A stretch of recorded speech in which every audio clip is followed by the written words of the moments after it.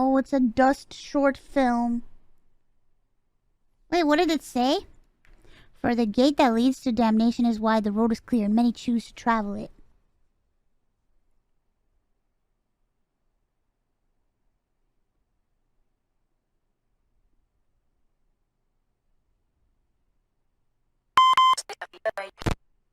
Did you know or recognize this person? No, I didn't. Could you tell me how his physical condition appeared to you at this point? Well, it was fairly dark, but I could see that he was doubled over and was propping himself up against one of the cars. I thought he was ill or maybe injured. That's what it looked like. And did he see you or respond to you in any way? No, he didn't. Was there anybody else with him? I didn't see anyone, no. Did you make any attempt to speak to him? Yes. But he didn't reply, so I went over to see if I could help, which is when he began to have a sort of convulsion. A seizure, I think. What did you do then? Well, I didn't really know what to do for him, so I just thought that the best thing to do was to call for an ambulance, but I couldn't get a signal. So I decided to get to the nearest landline instead. Okay. I just need to clarify. You mentioned in your preliminary statement that you saw an unusual deterioration in Mr. Russell's condition, in addition to the seizure he was experiencing. Could you tell me at what point this occurred, please? Oh my gosh, just blinking so much and it's kind of like... as I was leaving it's to making get help, me want to blink. To get to a phone, I mean, just as I reached the elevator, I looked back at him. Okay.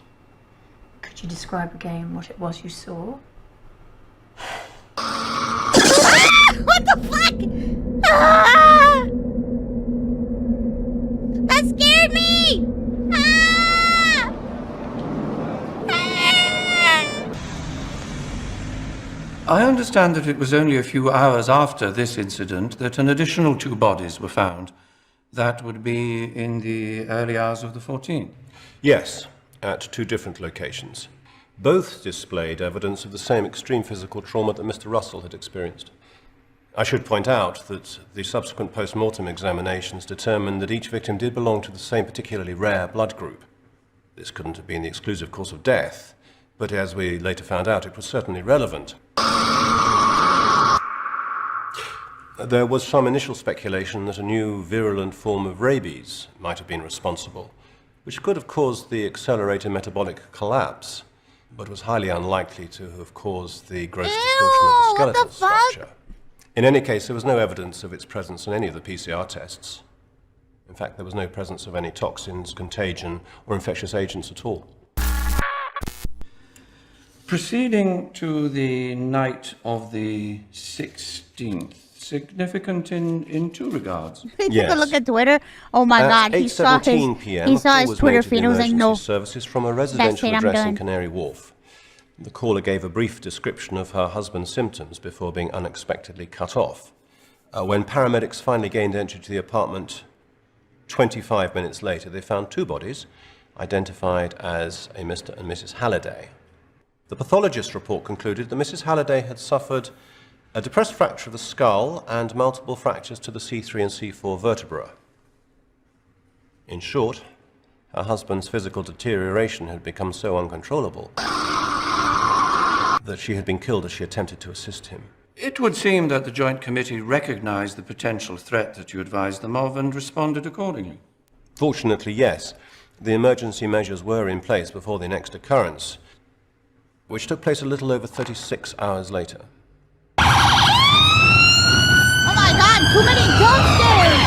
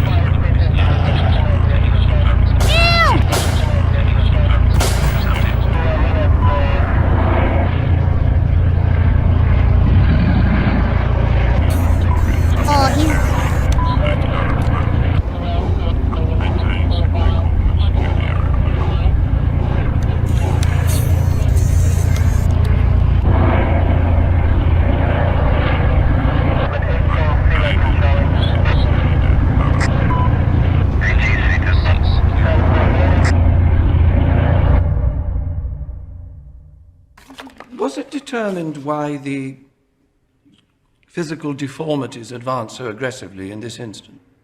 Not conclusively, but subsequent cellular examination of the deceased did result in a partial breakthrough. Cytology research at Roslin identified part of the biological process that we now know to be responsible. By this stage, research efforts were focused on what role DNA might have during these episodes. And quite quickly, the Roslin team determined that certain long-redundant gene sequences were becoming activated.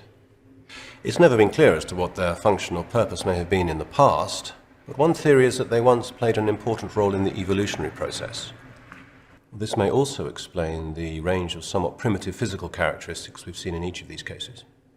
And the incident in the Crixon Finance building? Yes.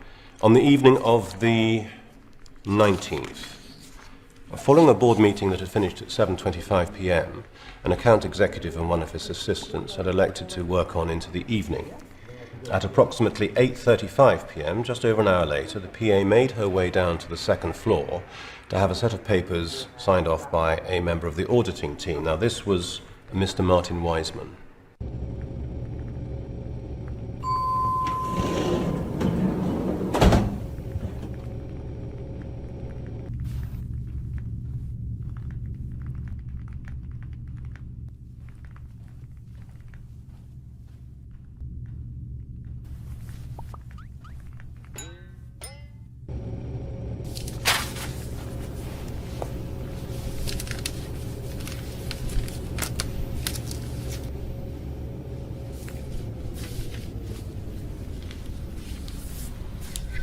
Oh no!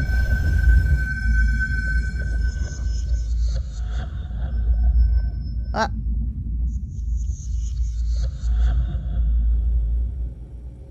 Uh.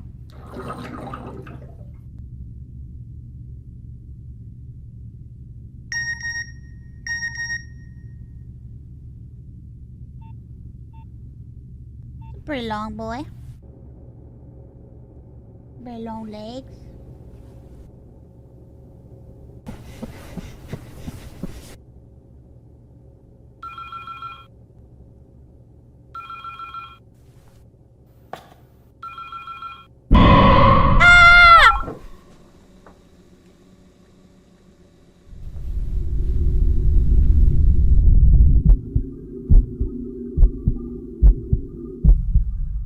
At 8:54 p.m., Mr. Wiseman was found deceased in the fourth-floor lobby area. But most importantly, physical evidence found in Mr. Wiseman's office was confirmation that he regularly purchased pharmaceutical products via an unregulated online retailer. The discovery of similar products found in the possession of the other victims led to the conclusion that they too had made purchases from the very same website. Forensic analysis of this evidence revealed that it contained a highly unstable, synthesized property that was chemically similar to hormone that is naturally found in the process of DNA construction and repair. It is this similarity that had prevented earlier detection during the pathology examinations.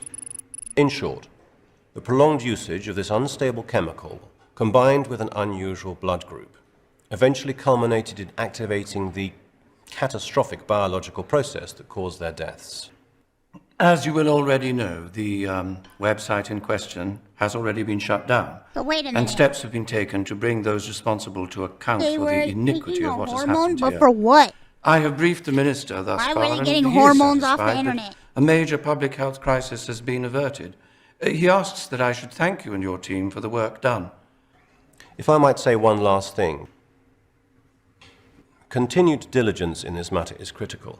Oh, maybe for the sake. We know from past experience that even the most aggressive public health warnings are frequently ineffective. With unlicensed pharmaceutical retailers becoming more and more prevalent, it is entirely possible that we will face further emergencies of this type in the future. Thank you, Dr. Ackerman. We will take your concerns under advisement.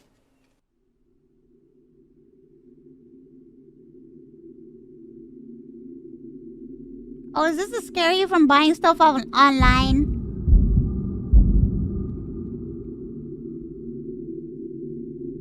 Cognitive performance enhancing products. Oh.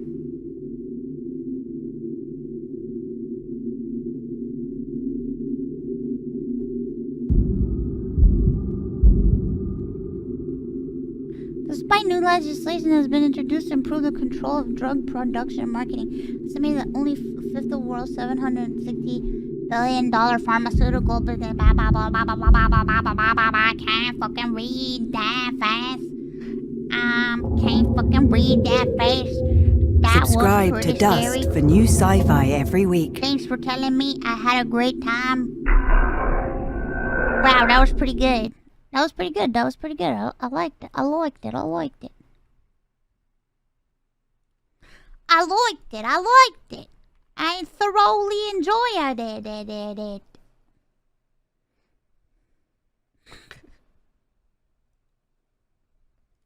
This fucking video is so cool. This dude just figured out how to make his GoPro hang over top of him, and it looks like he's actually in a video game. I grew up playing Dave Mira and riding bikes, and this looks exactly like the game did. And it's saying he managed to like sync it up so perfectly, and it just I don't know how he like the accuracy of the it's perfect. I don't.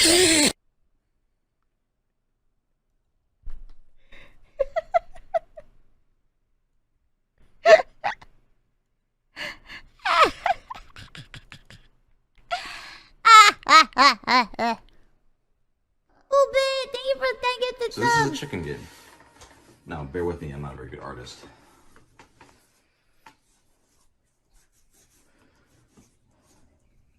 What the? Okay. So what is this? Okay, what is this? An eye, Okay, and this? a beak, What about these here? feet. Okay, what is this? That's a wing. Chat, the timer is dangerously low. Do you want this to end? Do you want Giga to pass on? Wing. For Mousy Comes out like this? and id phrase the damn timer. Mousy, thank you for singing my song the other day. You're welcome. Raise the timer. What was that word again? Wing. Say it 3 times. Wing, wing, wing. Whoa!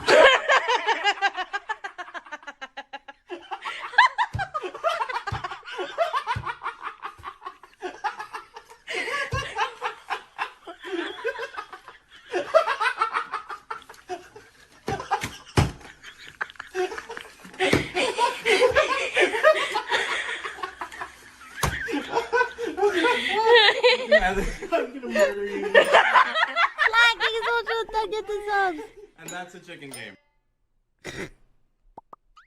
Thank you. Thank you. Thank you. Thank you. Thank you. Thank you. Thank you. So funny is because a lot of people who be like, I don't know how to cook because my mama never had show me how to cook. Okay, your mama never show you how to suck dick and you still know how to suck dick because you wanted to be a whore, so you figure out on yourself. So if you want to learn how to be a mom, a wife, a cook, a chef, you can learn that too. Easy. So funny is because What the fuck? Oh. Welcome to the Glam Kitchen. COVID edition. This disease is killing me, but also I have no intention of surviving. Is that rain? No God's tears again. Yes, you better cry. You make me sick. The glam has been compromised. It's time to spoil myself with a shrimp salad. A shrimp salad. This is the shrimp I'm gonna use. To avoid unnecessary tragedies, just get the shrimp without the skin. It's 2022. They already do this technology. Thank you so much Rinse for your the shrimps time. and put them in a bowl. BT, thank you for the Better. time. Garlic. I put a lot because I'm a garlic girl. We don't care what type of girl you are. Crushed red Oh, thank you for pepper. the 5. I'm looking for the smoked paprika. I found it. Olive oil. Did I put salt already? Oh my God, all this time you haven't seen anything. How can I put you? Are you aroused? If you are, you're gonna have to pay. Okay, let's cook this.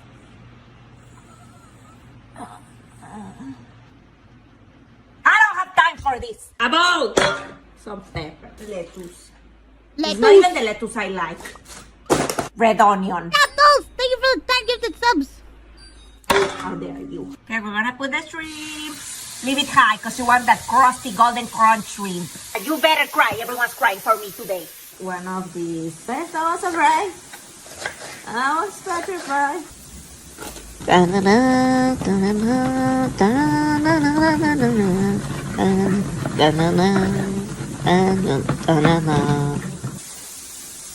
Unbelievable. Oh my god, this really works. Pepper! Yes, cut it however the hell you want. In this life, you're free to do whatever the hell you want. Let's cut the red one. Thank you for putting it in some... Now the hat! You have to be quick or your eyesight might be compromised. Now we're making a quick vinaigrette. It's very easy. I'll show you how. Olive oil, a little bit of balsamic vinegar, and the secret sauce, strawberry jam. Now this one Antoine's mom made it, so let's pray it's not gonna poison me. How the hell do I open this? What happened? Your mom's plan to destroy me, that's what it is.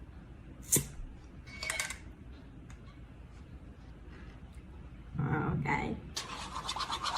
Mix very well, the secret is in the mixing.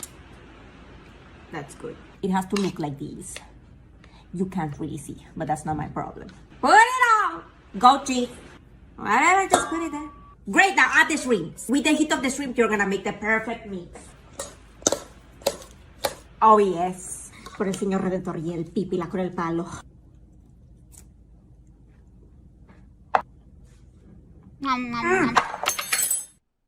Bro, I want shrimp so bad now. Holy shit. Now I want fucking shrimp. Now I want shrimp. Cosplay costumes are some of the most colorful and creative outfits you'll ever see out there. These days, cosplay is considered an art form and a way to add excitement to your regular wardrobe. The hard work and love that these cosplayers put into their outfits sometimes beats the original pieces from the movies. Maybe your eyes are already demanding some detail. Here are the costumes that take cosplay to the next level. Holy shit. If you're a fan of scary costumes, you might opt for this Halloween costume. I remember this one. A terrifying four-legged stilt spirit. A woman named Melissa Irwin designed the costume in 2014. It first featured in a video on Facebook garnering over 44 million views and 625,000 shares. In the video, Irwin dons her stilt spirit costume and walks around her neighborhood in broad daylight and at night. Of course, some kids run away, wouldn't you? Others take photos. One of the bravest souls even gingerly pets the creature's leg. Irwin, who later shared this DIY Halloween costume on YouTube, also has an Etsy page. There you can download a tutorial on how to make the stilt spirit. While the tutorial will only set you back $10, the materials are anything but cheap. For starters, you'll need drywall stilts, medical crutches, and peg stilts. That alone will cost you upwards of $200. All that dough to scare folks? Let's shop for something simple and nice. Buy some stilts. Cosplayers are sort of wizards. Who else would dress up like Gandalf the White or Dumbledore? And look, the creative skills that produce the detailed, life-size cosplay can only come from a wizard. I mean sewing, sculpting, sometimes even electronics whiz. Here at Nintendo Life, they're lucky if they can put together an outfit in the morning to cosplay the role of a functioning human. But that doesn't mean they can't appreciate the artistry of others. Dan Cattell is an artist with a passion for making 2D sprites into 3D wearable cosplays. That's pretty sick. He cuts out each individual part and slaps them onto cardboard shapes strapped to his arms and legs. Recently, his cosplays have been blowing up views and followers on TikTok. It takes buckets of guts and skill to turn the simple sprites into chunky animations from Nintendo. But Dan manages to pull it off with a smile by studying and recreating their movement. He first got into 2D amazing cosplay when he was in college, because he didn't have much money to invest in 3Ds. It's a pretty pricey hobby to have, but who's counting? Not this guy. He seems to have 6 heads and 32 teeth times 1, 2, 3, forget it. Stranger Things is one hell of a scary series on Netflix. With the number of fans it has, it's equally frightening how many creeps are out there. Are you one of them? One man decided to show his gross love for the film in a nice way, by creating a replica costume of Demogorgon's character. Carl Leck's bucket of creativity is clearly overflowing. The face is like a flower full of teeth. It took him 35 hours to come up with the monstrous piece, using cardboard, Gorilla Tape, bite cables, and rubber bands. The Violet cosplay is one mind-blowing design which made it one of the best costumes at the exhibition. But you don't want to meet this guy in the dark. You'd probably wake the dead screaming or swallow your tongue and drop yourself dead. The creepy costume designer is also a scary actor of sorts. Avram Carmeli from Tel Aviv, in Israel, designs pop culture-themed skateboards. His latest creation features a magic carpet-themed board from Aladdin. Well, if you are wondering, Aladdin is a 1992 American animated film I'm not produced wondering by Walt because I Disney already Feature knew that. Animation. The magic carpet is a supporting character in Aladdin. He is a sentimental Persian carpet whom Aladdin befriends while traversing the Cave of Wonders. The skateboards were created by Evolve Skateboards, but the costumes came together through the combined efforts of Carmeli and his friends. Aishay Lekowitz works on the board side of the projects, and his other friend, Hani Ravid, helps with the costumes. According to Carmeli, the boards were made to initially celebrate the Jewish holiday called Purim, where people dress up funky. He also mentioned that the cool skates get him some unwanted attention too. The least wanted reaction he has received so far was when a London police officer pulled him over while he was riding around on a picturesque skates. Thomas DiPetrillo is a self-taught master craftsman and costume designer. He started making Halloween. I want to watch I want to see the cosplays, but this guy's, the narrator's so annoying. The narrator's so annoying. I don't think so. I can't do his voice. I can't do it. È uno zombie, leave us alone. Sylvia, no, that's my grandma. I'm back from the mission. Sylvia, where is Carl? Who? Carl, my son, he was with you. Oh, he was with me. Yes. That's why the zombie stopped chasing me at one point. What? Hey, you, give me all of your weapons, or I'll kill all of you. Sylvia, please do what he says. Hurry. Yes, of course, sí. I ain't got all day. Ma, cálmate.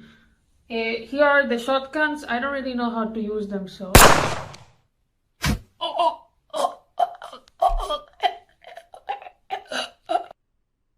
Bruh.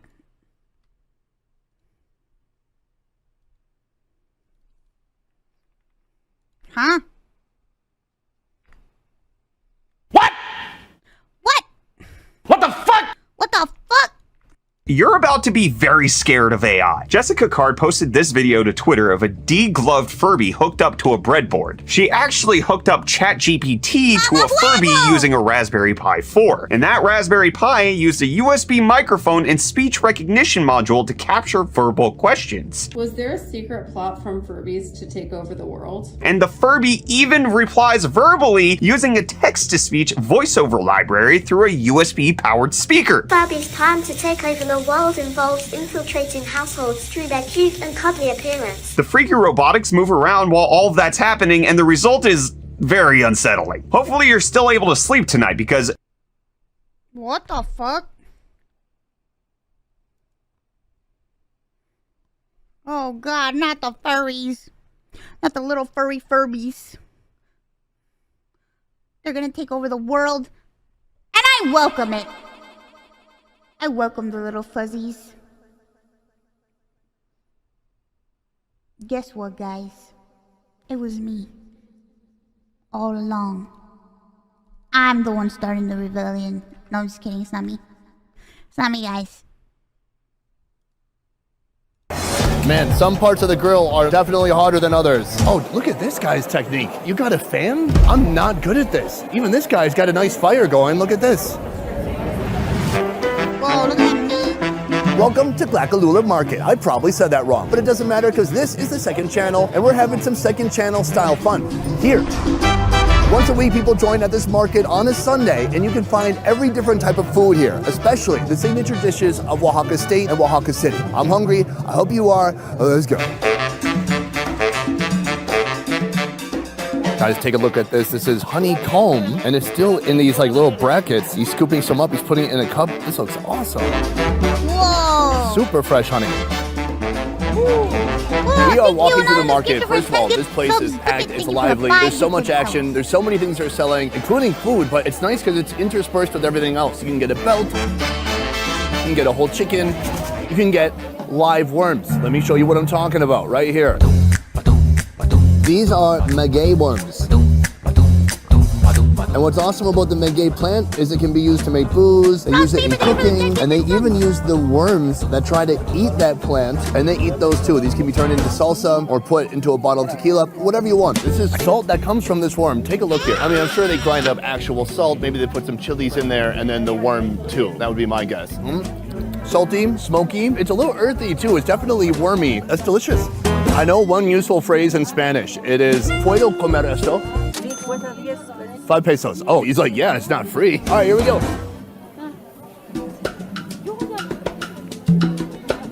It's leathery. Wow. It tastes similar to the salt. It's very leathery and earthy. A bit more juicy than I expected. But hey, 5 pesos. That's only 25 cents for that experience.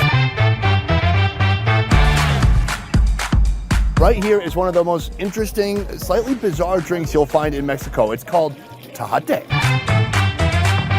It starts as like a big batter. It looks like she's gonna make pancakes or something, but no, she adds more liquid until it gets more thin, and then it becomes what you see here. It looks like curdled milk or something like that on top of here. There's 2 varieties. This one has coconut, this one has walnuts.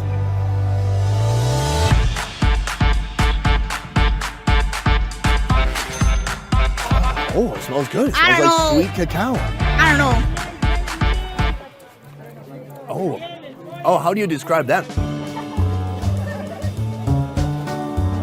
It's very satisfying. So it's a little sweet. You can taste the cacao, but it's not like chocolatey. It's like how cacao is kind of bitter. And these foamy parts on top, those are my favorite. Those are awesome. It's almost like a coconut foam. I love it. It's energy packed. They said back in the day, the farmers, they would work all morning. They'd come back midday. They'd pound a bunch of these and it would give them enough energy to get through until dinner time. I don't know if it's going to be enough energy for me. I'll probably have to eat some actual food too. But that is tajate. Tejate. I'm telling you, these mannequins here in Mexico could really make someone feel insecure and inadequate. We've come to another fun food stall here. They have a bunch of sweets that you wouldn't think would be sweets. And they've kind of candied different items here to make them extra sweet and extra delicious. If everyone We have a few different options here. This one first comes from the coconut. The shape of it kind of reminds me of an Indian dessert called, I forgot what it's called. I'm sorry, the subcontinent of India. Don't get mad at me. Gulab jamun. Hey, got it. It reminds me of that. But let's see if it tastes similar. Oh, wow. That's like a 2-biter. It's sweet and it's just delicious shredded coconut all bound together with definitely sugar. I'm not sure what else. That's very delicious. Here we have 2 items that are squash. Come take a look. This is a brown squash. It's been cooked with just a more normal standard white sugar. This one is black though. That's been cooked with brown sugar. Let's try this one first. There's a really hard part in there. I don't know what it is. It might be crystallized sugar. It's sweet, it's starchy from the squash and some of the natural sweetness, plus a lot of unnatural sweetness. A lot of sugar loaded on there. Here, this one, the black one. Is it black or is it just very, very dark brown? I don't know. Equally potent, but in a different way. It almost tastes like black licorice. It's like Jägermeister, the food version. Very intense. Not my favorite one. This is made from cactus right here. I love all these cactus dishes here in Mexico. It is unspoonable. I'm just gonna go hand-to-hand combat here. We were talking about the maguey plant earlier. This is from the base. They call it the pineapple, and they've turned it into something sweet here. It is so sweet. It's almost like eating fudge. This thing is completely saturated with sugar. The cactus itself has a little bit of a funky taste to it, but the sugar is doing its best to cover it up. It tastes like an old wooden shelf at a garage sale with a bunch of sugar dumped on top of it. I gotta say, I like it, but that is very, very sweet. Wow.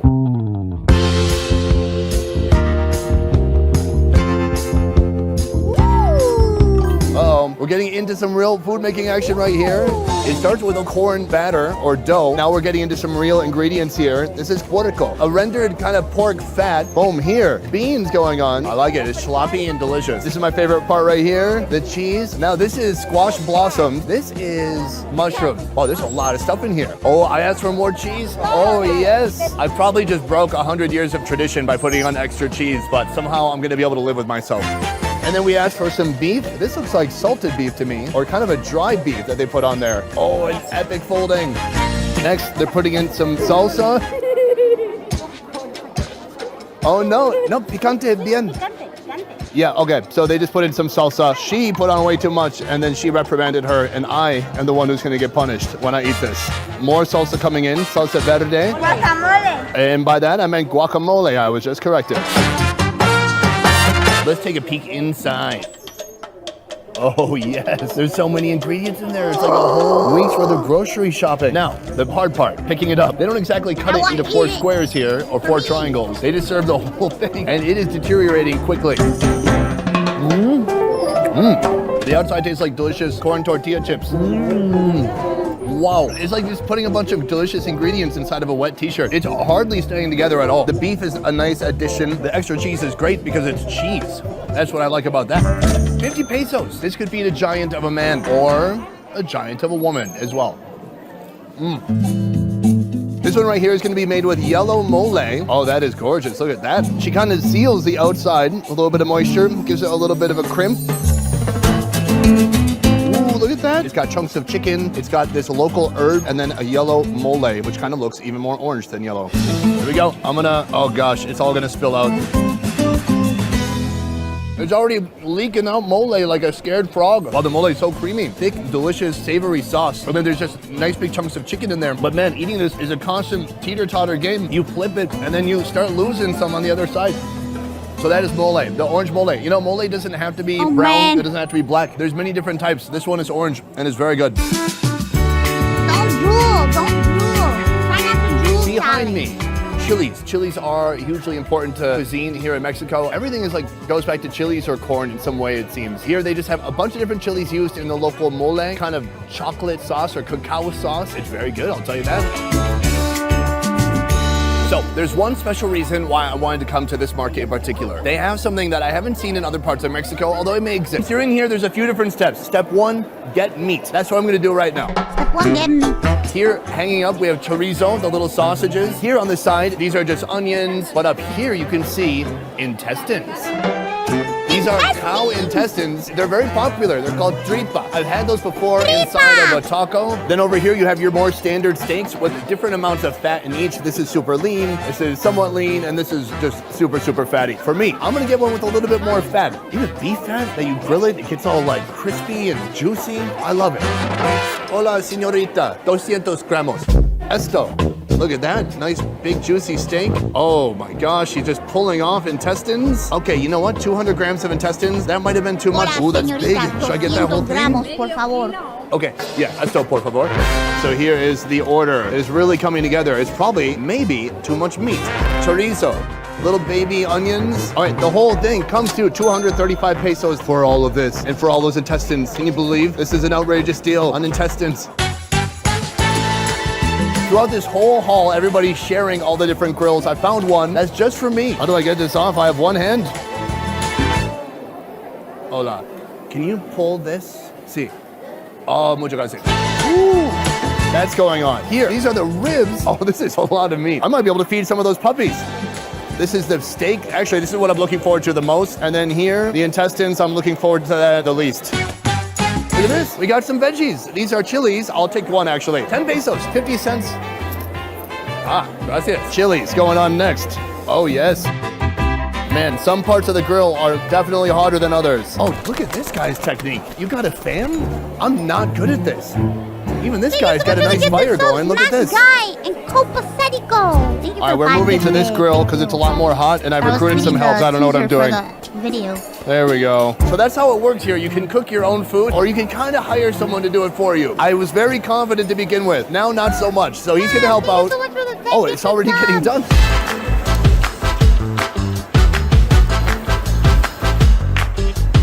This is all the different meat he just grilled, but this one right here is a chorizo, the Mexican sausage. Chorizo! Oh my God, that's undeniable. It's interesting, chorizo can be so fatty but crumbly at the same time. Great spices, wonderful texture. That is delicious. So delicious and so juicy. Look at my hand. They're just covered in chorizo juice. My favorite juice after banana and apple. We're gonna go find a place to eat this and then we're gonna eat it. What a journey this has been, and honestly, it doesn't hurt to get a little bit of help along the way. Here, 5 kinds of meat, a couple different kinds of vegetables. On the side, I got tortillas. Oh my gosh, they have a lady just down the way here. You grab a tortilla.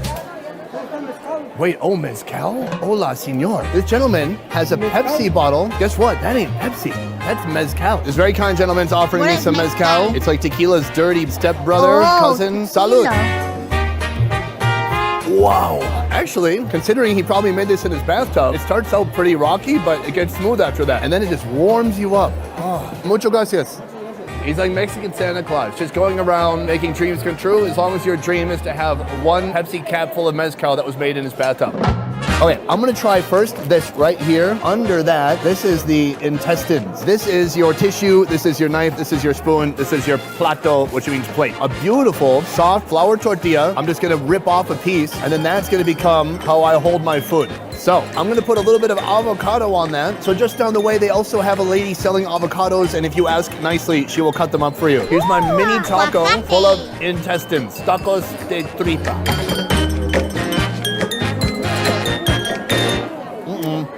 Definitely chewy. It's a little bit like calamari. Avocado makes it a little bit creamy. Oh, my friend is back. What's up? Tortilla? That bite was not too bad, actually. Not gamey, super charred, super smoky. I mean, he grilled the F out of it. There's no more F remaining. All the F, grilled out. This is something I'm really looking forward to right here. I got my tortilla. I'm gonna pick this up. Look at this. That is a lot of meat. I gotta break it up. Oh my God, what the fuck? Oh man, so all the meat has been pre-salted before you even put it on the grill. They season it for you. That's pretty damn good. This is kind of the rib meat. Oh, that looks pretty good actually. It's charred, it's fatty. Oh. What? Mamma mia, that is delicious. Some parts are fatty, some parts are kind of crunchy because it's been a little bit overcooked here and there. I mean, the flames here, the charcoal's out of control. It's a big mix. It's like Mike Myers and Paul Bunyan teamed up to hack up a cow into indescribable pieces. It's hard to tell what part that's coming from. I'm gonna make one more taco, the king of all tacos. I've got a fresh new tortilla. Boom, I'm putting in all this meat. I'm gonna squeeze in an avocado like it's a wine. One more avocado. I'm gonna put in a whole chili and then a bunch of these onions too. That is my little burrito. With a fly, get under there. This is like a giant, beautiful tortilla. Oh my gosh, there we go. That's really good. Wow. Green onions, fresh chilies, salted meat is well seasoned. A big floury, soft blanket of tortilla going around it. Creamy avocado. That is delicioso, my friend. And that is Spanish for yummy. This place is magical, and this is a magical ending. An incredible meal, a once-in-a-lifetime experience. Yes, you could have Korean barbecue, but it's gonna be nothing like the fun, extraordinary chaos you'll find here. It's delicious, it's confusing, and somehow, at the end of the day, it works.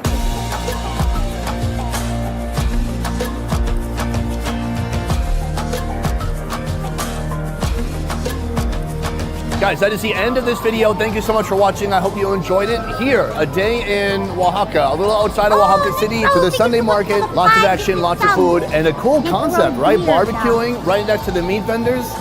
I like it. As always, if you want to look cool like I do when I review food, you can buy your own bandanas. See what I'm wearing right now? Find the link in the description down below. That's going to be it for this one. I hope you're enjoying these second channel videos. We'll keep them coming, and we'll keep them, well, pretty relaxed. I shot this with my phone. That's it for this one. Thanks for watching. I'll see you next time. Thank you for the 5. Spank, thank you so much.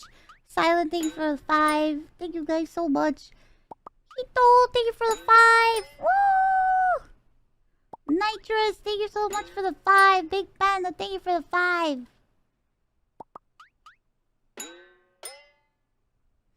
Thank you! I love you so much, you have to die.